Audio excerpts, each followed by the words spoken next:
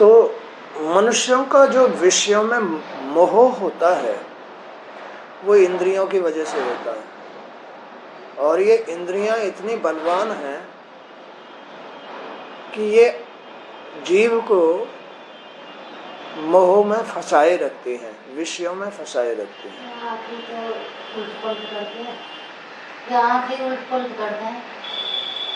ये सारी इंद्रियां उल्ट पलट कर देती हैं। ये सारी इंद्रियां हैं। तो ययाति का विषयों से मोह भंग और ग्रह त्याग। सुखदेव जी ने कहा, परीक्षित, राजा ययाति इस प्रकार भोग विलास में लिप्त होकर अपना जीवन यापन करते रहे, परंतु एक दिन उन्हें अपने अधःपतन का एहसास हुआ तो उन्हें बड़ा दुख हुआ। इस अंदर से ही आदमी को एक दिन जो है इन विषयों से जो पतन होता है उसका एहसास जरूर होता है कि तैने अपनी सारी जिंदगी इन विषयों में लगा दी। एहसास जरूर होता है, क्योंकि ये शरीर जो है क्षीण हो जाता है, विषयों से शरीर क्षीण होता है, और इस शरीर के क्षीण होने से ही उसको एहसास होता है, उसमें कमजोरी आ जाती है, सोच में कमजोरी आ जाती है, शरीर में कमजोरी आ जाती है, चल फिर नहीं सकता है। तो वो एहसास करता है इस बात को कि ये कमजोरी विषयों की वजह से आई है। तो राजा ययाति इस प्रकार भोग विलास में लिप्त होकर अपना जीवन यापन करते रहे, परंतु एक दिन उन्हें अपने अधःपतन का एहसास हुआ तो उन्हें बड़ा दुख हुआ। उन्हें लगा कि यह मांसल तृप्ति यानी मांस की तृप्ति तो जितनी की जाती है उतनी ही बढ़ती चली जाती है। ये इंद्रियों का भोग जितना तुम जो करोगे ना उतनी और आग भड़केगी, बढ़ती चली जाती है, इसका कोई अंत नहीं है। उन्हें प्रभु के जीवन को देखकर भी बड़ा दुख हुआ। उसने अपने पिता के सुख के लिए अपने जीवन का ही त्याग कर दिया, सारे सुखों को तिलांजलि दे दी। उसने एक दिन अपनी पत्नी देवयानी से कहा, भृगु नंदिनी, संसार का जब कभी इतिहास लिखा जाएगा तब मेरे समान विषय व्यक्ति कोई नहीं होगा।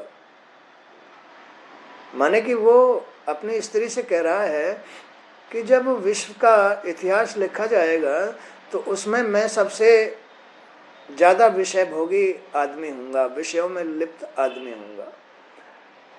संसार का जब कभी इतिहास लिखा जाएगा तब मेरे समान विषय व्यक्ति कोई नहीं होगा।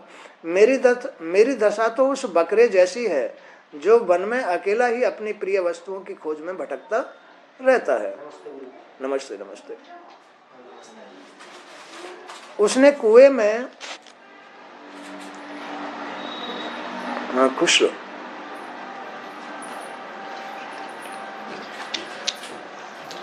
बैठ गए, खुश खुश।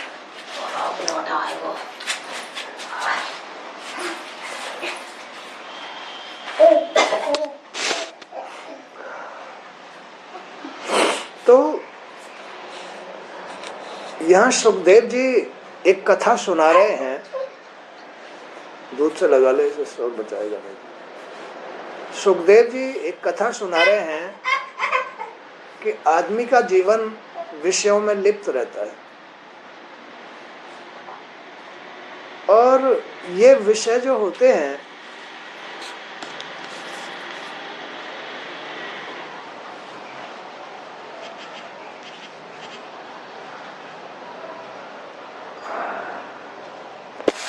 ये विषय जो होते हैं उस अग्नि के समान है कि जितना इन विषयों में लिप्त होगे उतना ही और आग बढ़ेगी, कभी पूर्ति नहीं होती इसकी। ऐसी बात है ये इंद्रियों की अग्नि है। ये जितना इनको भोगोगे उतना ही ज्यादा उत्तेजित होती है, चाहे आंख हो चाहे कान हो, इन्हें जहां भी तुम जो है विषयों में लगाओगे उतना ही ज्यादा भड़केंगी। ऐसा खेल है।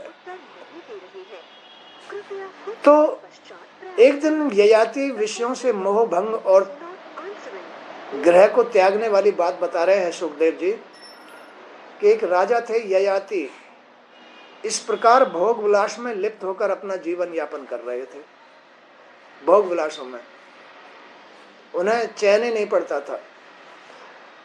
परंतु एक दिन उन्हें अपने अध्यपतन का एहसास हुआ। अरे कब हुआ? जब उनका इन विषयों से शरीर बिल्कुल अब ना उठा जाए ना बैठा जाए, शरीर को क्षीण कर देते हैं ये विषय, शरीर को कमजोर कर देते हैं, इसमें दम नहीं छोड़ते, इसकी हवा निकाल देते हैं।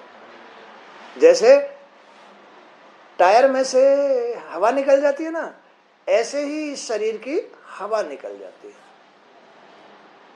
विषयों से कमजोर हो जाता है, जर्जर हो जाता है। तो राजा ययाति को एक दिन एहसास हुआ इस बात का कि आखिर ये मेरा शरीर इतना कमजोर कैसे हो गया। उसने सोचा कि ये विषयों की वजह से हो गया। मैं बहुत ज्यादा विषय करता था, इसलिए ये शरीर मेरा बेजान हो गया। अब ना खड़ा हुआ जाता, ना बैठा जाता, ना मन शुद्ध रहता, ना बुद्धि शुद्ध रहती। तो राजा ययाति इस प्रकार भोग विलास में लिप्त होकर अपना जीवन यापन करते रहे। परंतु एक दिन उन्हें अपने अध्यपतन का एहसास हुआ, तो उन्हें बड़ा दुख हुआ कि मेरा तो जीवन ही नष्ट हो गया।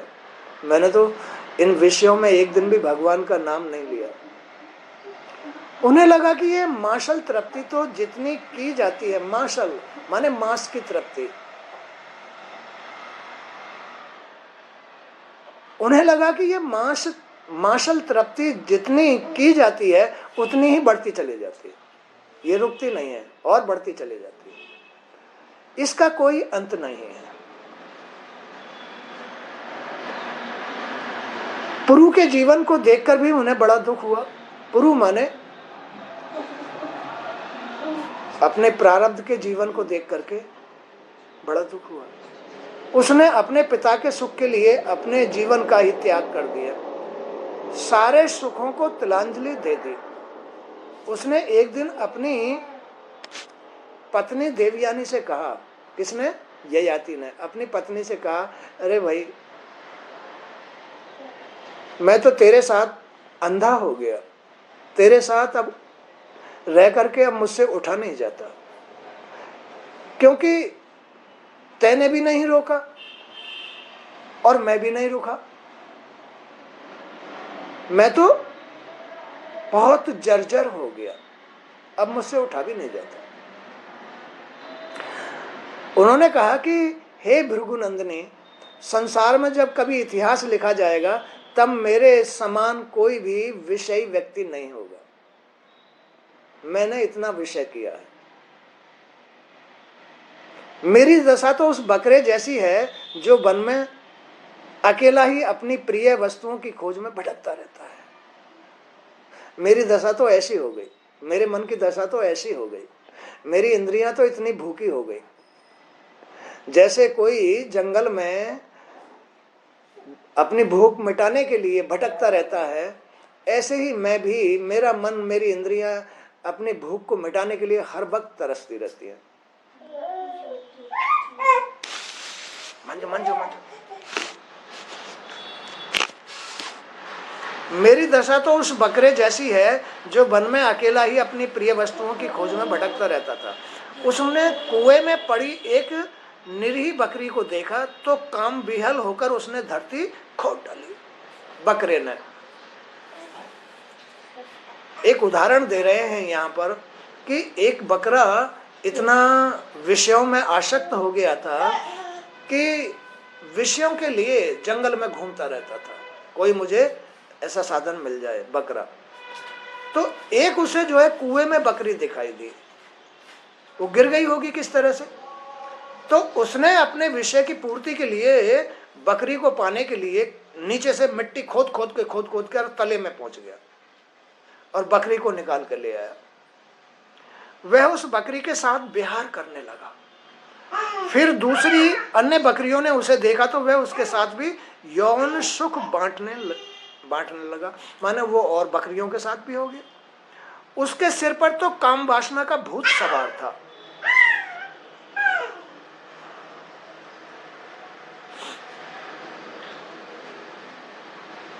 जब कुएं में से निकली बकरी ने देखा कि उसका बकरा तो दूसरी बकरियों के साथ भी यौन सुख बांट रहा है, तो वह उस इंद्रिय लोलुप बकरे को छोड़कर चली गई,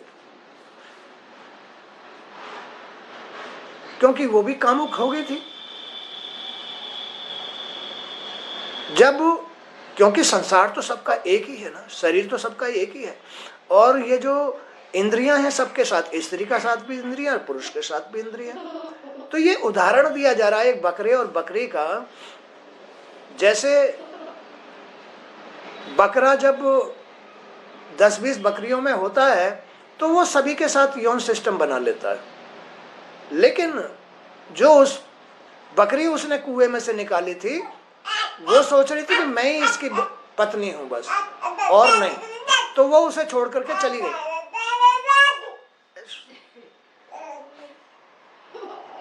तो वो उसे छोड़ के चली गई कि ये तो दूसरों के साथ भी। उस बकरे ने उसे मनाने का बहुत प्रयत्न किया, बकरे ने बकरी को मनाने का बहुत प्रयत्न किया, पर वह नहीं मानी। उस बकरी का स्वामी एक ब्राह्मण था, उस बकरी का स्वामी एक ब्राह्मण था, माने पति एक ब्राह्मण था। उसने क्रोध में आकर बकरे के अंडकोशों को काट दिया, परंतु अपनी बकरी का भला चाहने के लिए उसने फिर से जोड़ दिया। इस प्रकार अंडकोश जुड़ जाने के उपरांत वह पुनः कुएं से निकली बकरी के साथ विषय भोग करता रहा, फिर भी उसे आज तक संतोष नहीं हुआ। बकरे को फिर भी संतोष नहीं हुआ। यही दशा मेरी भी है, सभी लोगों की यही दशा है। जो एक बकरे का बकरी का उदाहरण दिया है, यही हर आदमी का, स्त्रियों का, पुरुषों का यही दशा है कि उनकी ये अग्नि शांत नहीं होती है। तुम यही दशा मेरी भी है। तुम्हारे पेश प्रेम पास में बंद कर मैं भी अत्यंत दीन हो गया। दीन माने दरिद्र हो गया, क्षीण हो गया, असहाय हो गया, मुझ में जान नहीं रही। मैं अपने आप को ही भूल गया, विषयों में मैं अपने आप को ही भूल गया, मैं स्वयं को ही भूल गया। इसीलिए तो भूल जाता है आदमी अपने आप को। इसीलिए तो अहंकारी किससे बनता है? अहंकारी विषयों से बनता है। भूल, अपने आप को भूल जाना विषयों से ही भूलता है। तो मैं अपने आप को ही भूल गया। प्रिय, पृथ्वी पर जितने चावल तथा अन्न आदि हैं, सोना है, पशु हैं, स्त्रियां हैं, वे सभी मिलकर भी इस पुरुष को संतुष्ट नहीं कर सकते। ऐसे आदमी को, कामुक पुरुष को, चाहे कितना ही सोना हो, कितनी चांदी हो, कितनी स्त्रियां, वो संतुष्ट नहीं कर सकती। कामुक आदमी, जब आदमी कामुक हो जाता है, विषयी हो जाता है, उसे पूरे संसार की स्त्री संतुष्ट नहीं कर सकती। उसके अंदर विषय की आग, जो आग है, वो भड़कती ही रहती है। जो कामनाओं से जर्जर हुआ, मिलकर भी इस पुरुष को संतुष्ट नहीं कर सकते, जो कामनाओं से जर्जर हो रहा है, जिनके अंदर वासनाओं की तृष्णा होती है, उसे कोई भी संतुष्ट नहीं कर सकता। चाहे सोना हो, चांदी हो, उसे वो सब अच्छा नहीं लगेगा, उसे तो वासना ही अच्छी लगेगी। विषयों को भोगने से भोग की तृप्ति कभी पूरी नहीं होती है। विषयों को भोगने से, किसी के साथ छल करने से, पैसा कमाने से, विषय करने से, ये सब विषय हैं। तो विषयों को भोगने से भोग की तृप्ति कभी पूरी नहीं होती है। आदमी का जी, मन कभी नहीं भरेगा इनसे। यह तो वह आग है जिसमें घी की आहुति डालने पर वह और भड़क उठती है। ये तो वो आग है, माने जितना विषयों में घुसेगा उतना ही और आग भड़केगी। वैसे ही भोग की लालसा भड़कती ही रहती है। इसका मोह छोड़कर समदर्शी होने पर ही सच्चा सुख प्राप्त होता है। इनकी लालसा छोड़ने पर ही सुख की प्राप्ति होती है। इनकी लालसा, जब मन में से इनकी लालसा निकल जाती है ना, तभी उसे सच्चा सुख मिलता है, इतने नहीं मिलता। आदमी को कभी भी सच्चा सुख विषयों के साथ नहीं मिल सकता। और भोगी, इन भोगों में लालची जो आदमी होता है ना, फिर वो जी नहीं सकता इनके बगैर, इन भोगों के बगैर। और इन भोगों से ही आदमी को नरक मिलता है, इन भोगों से ही आदमी बूढ़ा होता है, इन भोगों से ही आदमी मरता है, फिर भी आदमी नहीं छोड़ता। तो यह स्पष्ट किया गया है कि ये जो भोग हैं, ये जो वासना की लालसा है, इस लालसा को चाहे पूरे संसार की स्त्रियां इकट्ठी हो जाए फिर भी ये लालसा कम नहीं हो सकती और आग बढ़ती चली जाएगी। और इससे कभी भी आदमी को तृप्ति नहीं मिलती है, सुख नहीं मिलता है, सिवाय मरण मिलता है, नरक मिलता है, अशांति मिलती है, शरीर जर्जर हो जाता है, बूढ़ा हो जाता है। तो इसका मोह छोड़कर समदर्शी होने पर ही सच्चा सुख प्राप्त होता है। विषयों की तृष्णा ही दुखों की जननी है। विषयों की तृष्णा, विषय वासनाओं की तृष्णा ही दुखों की जननी है। मंद बुद्धि लोग बड़ी कठिनाई से इसे छोड़ पाते हैं, जिनकी बुद्धि कमजोर हो गई है। बुद्धि का ही तो सारा खेल है। अगर बुद्धि मजबूत हो ना, अटल निर्णय लेने वाली हो, बस तो एक बार में छोड़ देगा। ये बुद्धि की वजह है। बुद्धि जितनी कमजोर होती है उतना ही बड़ी मुश्किल से छोड़ पाता है इन विषयों को। तो यहाँ वही कहा, विषयों की तृष्णा ही दुखों की जननी है। मंद बुद्धि लोग बड़ी कठिनाई से इसे छोड़ पाते हैं। शरीर बूढ़ा हो जाता है पर तृष्णा बनी रहती है। शरीर बूढ़ा हो जाएगा, शरीर में जान नहीं रहेगी, फिर भी इसकी तृष्णा मिटती नहीं है।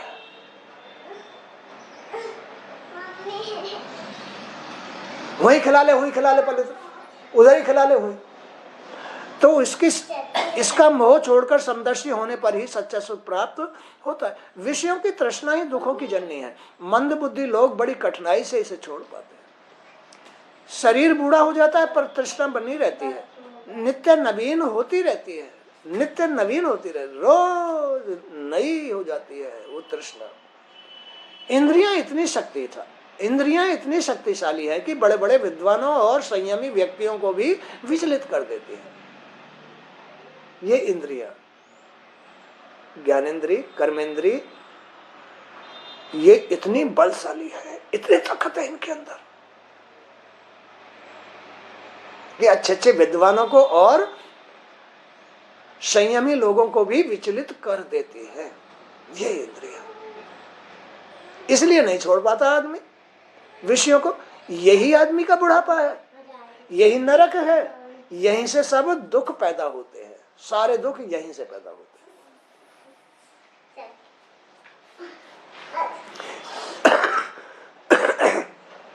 हैं। यहीं से गरीबी, यहीं से लक्ष्मी रुष्ट होती है, यहीं से तो लक्ष्मी रुष्ट होती है, यहीं से माँ बाप दुखी होते हैं, यहीं से औलाद बिगड़ती है, यहीं से सब कुछ होता है।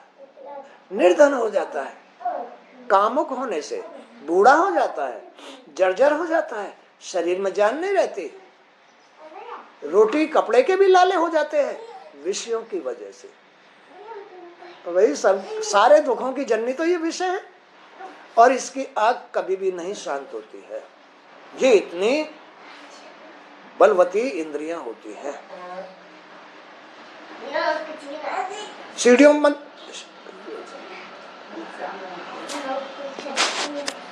तो इंद्रियां इतनी शक्तिशाली हैं कि बड़े बड़े विद्वानों और संयमी व्यक्तियों को भी विचलित कर देती है। 1000 वर्ष बीत जाने के उपरांत भी मेरी लालसा कम नहीं हुई।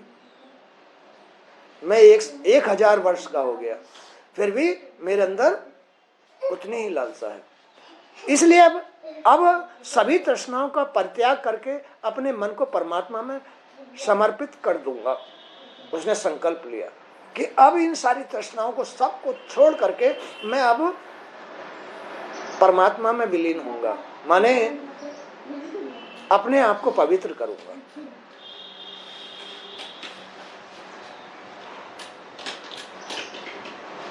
तुमने देखा है कि जब जमीन को जोता जाता है, जमीन को जोतकर जब उसको पाटा लगाया जाता है तो वो कैसी दिखाई देती है? भुरभुरी, भुरभुरी दिखाई देती है ना। जमीन का असली रूप निकल के आ जाता है, आ जाता है। और जब उस पर कोई फसल बो दी जाती है या फसल नहीं बोई जाती है तो उस पर निरी घास हो जाती है, हो जाती है ना। लेकिन अगर जमीन को अगर तुमने भुरभुरी नहीं किया हुआ है, उस पे घास है, हरियाली आ गई है, तो वो किससे आई है? पानी देने से, बरसात होने से उस जमीन पे हरियाली आ गई है। ऐसी ही तुम्हारी जमीन है। ये जो शरीर है, अगर ये अपने वास्तविक रूप में तुम्हें दिखाई दे तो इतनी भुरभुरी है ये।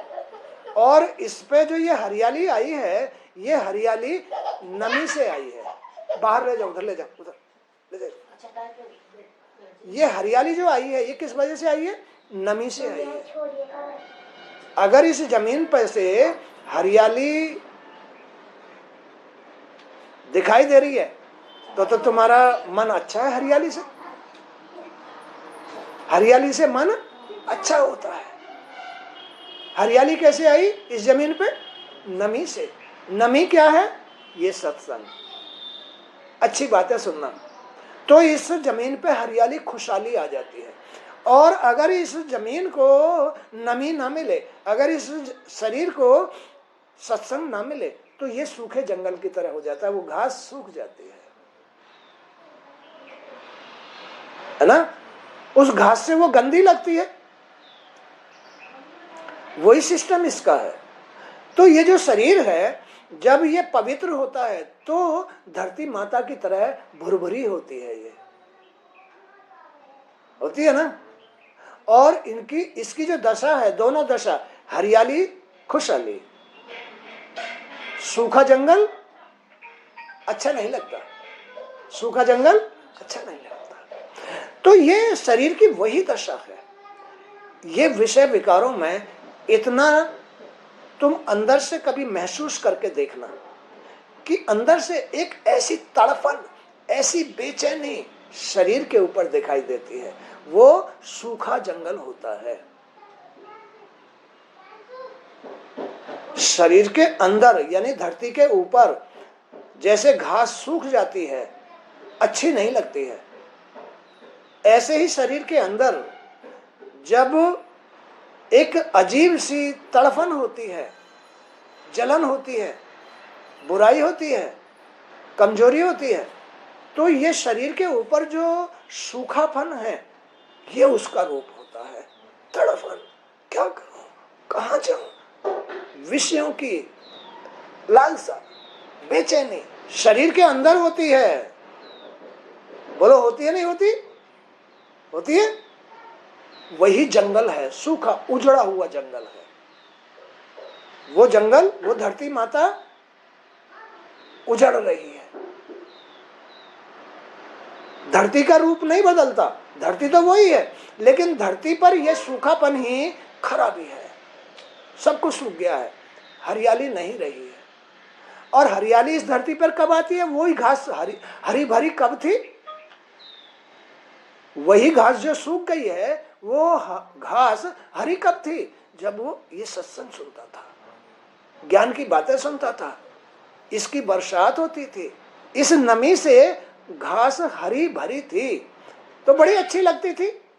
धरती माता को भी अच्छी लगती थी, तुम्हें भी अच्छी लगती थी। लेकिन जब उसको ये सत्संग, ये अच्छाई नहीं मिल रही है तो वो घास सूख गई, जंगल बन गया। अब वहां कोई जाने को भी मन नहीं करता, किसी का खुद का ही मन नहीं करेगा, रहने को मन नहीं करेगा। तो ये जो हरियाली है किससे सूखती है? विषयों से सूखती है। शरीर के अंदर एक विशेष जलन, विशेष लालसा, विशेष तड़फन सी होती है जो सहन नहीं होती है आदमी को। बोलो होती है नहीं होती? तो ये विषयों की वजह से होती है। उजड़ रहा है अंदर, जंगल उजड़ रहा है, हरियाली खत्म हो रही है, खुशहाली खत्म हो रही है, इसलिए वो तड़फन हो रही है। हरियाली में, खुशहाली में क्या अंदर कभी तड़फन होती है? आनंद आता है। बोलो आता है? एक तो वो आनंद है और एक वो तड़फन है। तो वो तड़फन उदासी है, उजड़ापन है, जंगल बन गया है, धरती माता उससे बेचैन है, धरती माता उससे बेचैन है। ये धरती माता तुम्हें क्या नहीं देती है? सब कुछ देती है, लेकिन इसको अगर तुम हरा भरा रखो तो, इसको अंदर से आनंदित रखो तो ये धरती माता तुम्हें क्या नहीं दे सकती? सब कुछ दे सकती है। लेकिन ये जो हरियाली है किस बात से उजड़ जाती है? विषयों से, विषयों से उजड़ जाती है, विषय वासनाओं से उजड़ जाती है।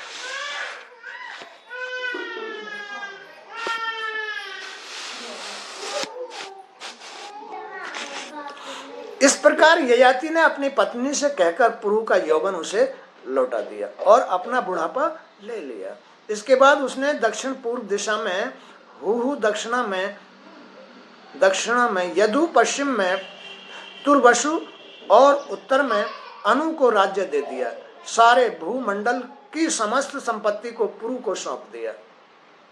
उस ययाति ने ये बात जब समझ ली कि आखिर ये चक्कर है, तो उसने अपनी सारी संपत्ति अपने बच्चों में बांट दी। लो भाई पकड़ो, अब मुझे कोई मतलब नहीं। तो उसने पुरु को अपने राज्य का उत्तराधिकारी घोषित कर दिया और स्वयं अपनी पत्नी के साथ वन में चला गया। वन में जाकर ययाति ने सभी आसक्तियों से मुक्ति पा ली और आत्म साक्षात्कार करके परमात्मा में अपने को लीन कर लिया। देवयानी ने भी सभी पदार्थों की आसक्ति का, उसकी जो पत्नी थी उसने भी सारी सब वस्तुओं का, सबका परित्याग कर दिया। पति ने तो परमात्मा को, आत्मा को पा ही लिया, पत्नी ने भी सारी आसक्ति खत्म कर दी और भगवान श्री कृष्ण में तन्मय होकर अपने शरीर का परित्याग कर दिया। मोक्ष हो गए, मोक्ष हो गए। तो ये कोई जरूरी नहीं है, इसको तुम जब भी त्याग दोगे तभी तुम्हें मोक्ष तैयार हो जाएगा। अब त्याग दो, चाहे बिल्कुल लाठी पकड़ के त्याग देना, जब भी इसे त्याग दोगे तभी मोक्ष हो जाएगा। तो ये जो धरती माता है ये तो भुरभुरी है, ये ऊपर से तुम्हें कहीं उजड़ी हुई, कहीं हरियाली, कहीं कुछ, अरे ये तो सब कुछ देने वाली है। केले देने वाली है, सेब देने वाली है, सोना देने वाली है, अन्न देने वाली है, चावल देने वाली है, ये तो सब कुछ देती है। ये धरती माता तो बच्चे भी देती है, ये तो जगत जननी है, ये सबको पालती भी है, ये सबको, सब पर दया भी करती है। यही प्रकृति है, धरती माता ही तुम्हारी रक्षा करती है, सृष्टि बनाती है, पैदा करती है, पालती है, रक्षा करती है, यही सृष्टि। तो इसे नष्ट कौन करता है? आदमी विषयों में आकर के, बुराइयों में आकर के। तो ये धरती माता उदास हो जाती है, उजड़ जाती है, फिर देना बंद कर देती है। इसको तुम रोज सत्संग दो, इस धरती माता को, तो ये हरी भरी हो जाती है। धरती माता हरी भरी हो जाती है। कितनी अच्छी लगती है, बैठने को मन करता है, वहीं रहने को मन करता है, सोने को मन करता है, उससे वो तुम्हें सब कुछ देगी, खुशहाली में देगी, हरियाली में देगी। माँ भी बड़ी प्रसन्न होती है, फिर तुम्हें आनंद देगी, तुम्हें माने जीव को आनंद देती है। तो ये इस प्रकार का जीवन है। विषय लोलुप जीवन कभी भी सुख नहीं पा सकता, दुखी ही रहता है विषय लोलुप जीवन। जितना तुम विषयों से विरक्त होगे उतना ही तुम्हारा आनंद सुख बढ़ेगा। जितना तुम इनमें विलीन होगे उतना ही दुख बढ़ेगा, शरीर जर्जर होगा।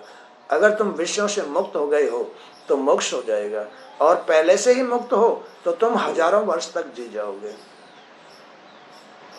तुम्हारी आयु को भी ये विषय ही नष्ट करते हैं।